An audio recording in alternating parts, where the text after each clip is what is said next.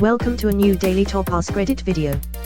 Today's topic: what industry is a lot shadier than it seems? Avocado farms.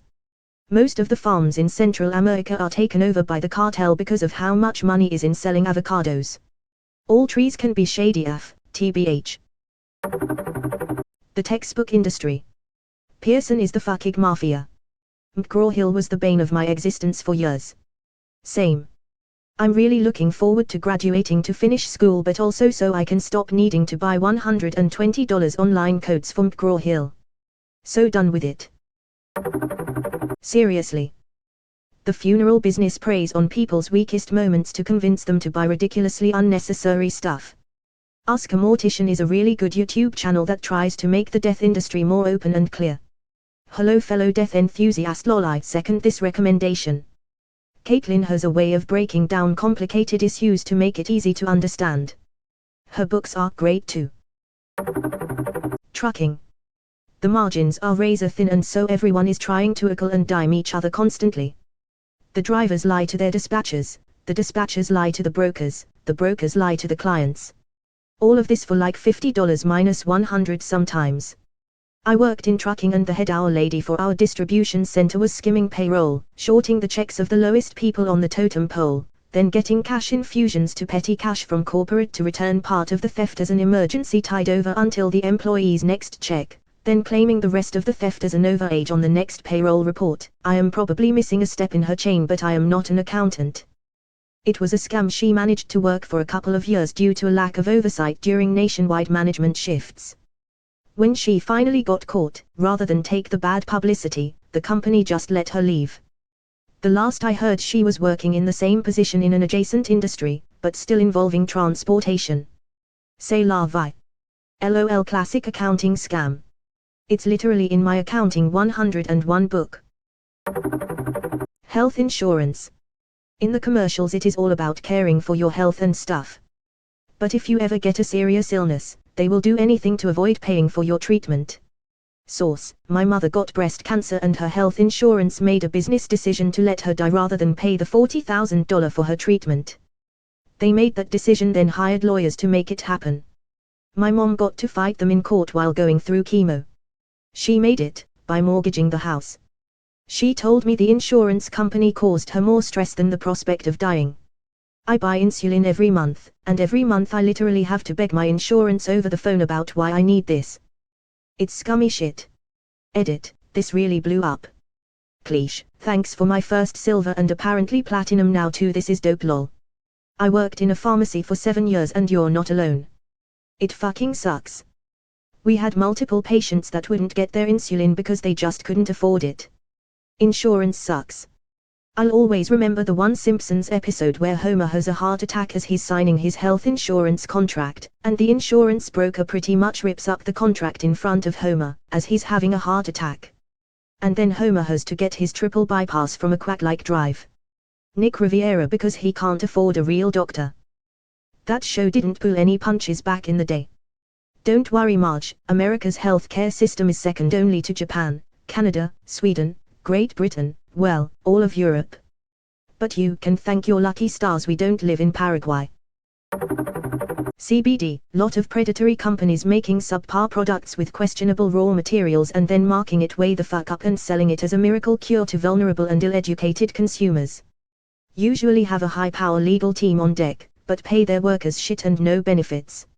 Edit: because so many people are asking, while I used to be in sales in the industry and have my own opinions about who's good out there, it's a woefully short list. You'll probably have your best luck checking out the top recommendations at r/CBD. They have a whole pinned post about best companies that they've, hopefully, vetted well.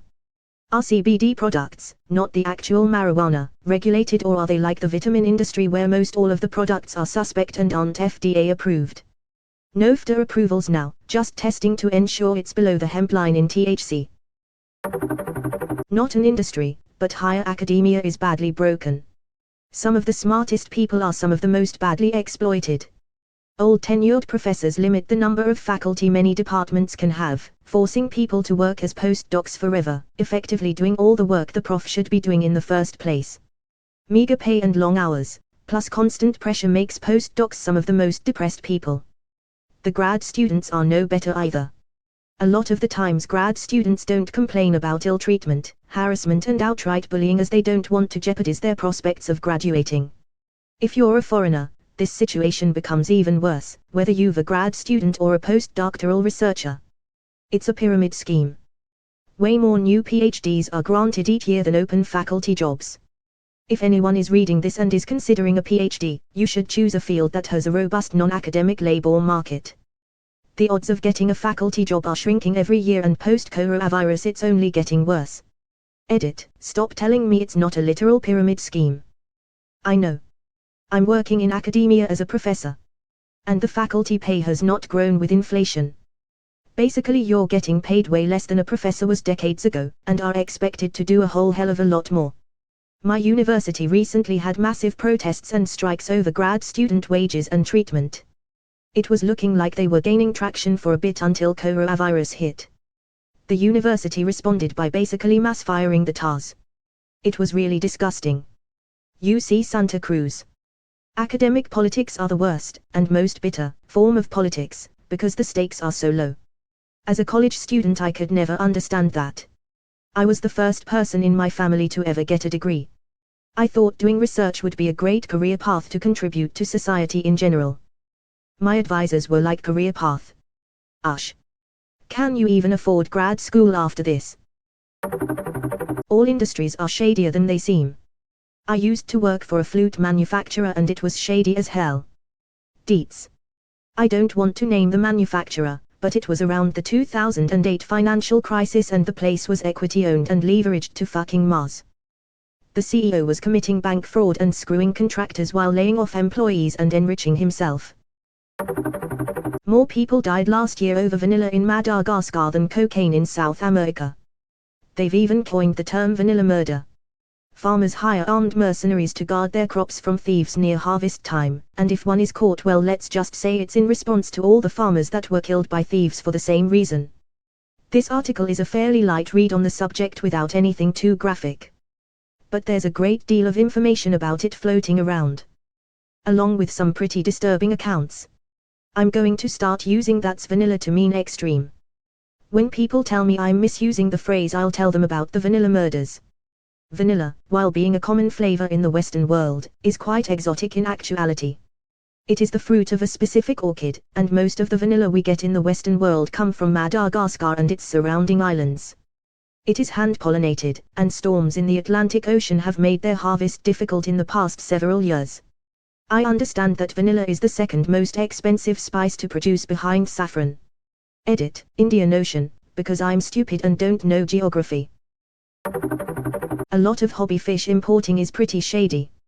You have farms of certain types of fish like betters in some areas of the world that are run with the fish in horrible conditions. Which is why a lot of the ones you get in a major chain store are sick before you even bring them home. The stores will blame the fish being stressed, but I've ordered and received hundreds of fish from small breeders / sellers and outside of koi catfish that really enjoy committing suiciding by poisoning their own water. The fish arrive healthy and fine. Outside of boutique fish farming, the way some wild fish are caught is just horrible. The trappers will likely poison the water supply to knock out the fish, then scoop them out of the water without a care for that area's ecosystem. This has led to depletion of some natural species to the point they are now endangered. Lastly, boutique fish sellers / major chains do not give half a rat's ass what happens to the fish in the end. This means that people who buy fish like plecos, betters, goldfish, etc. end up getting sick of them and dumping them in local waterways to supposedly get rid of the problem. So in some areas, these fish have completely destroyed the local water ecology because, like other invasive land species, they were never meant to be there. One of the worst offenders is the lionfish in Florida.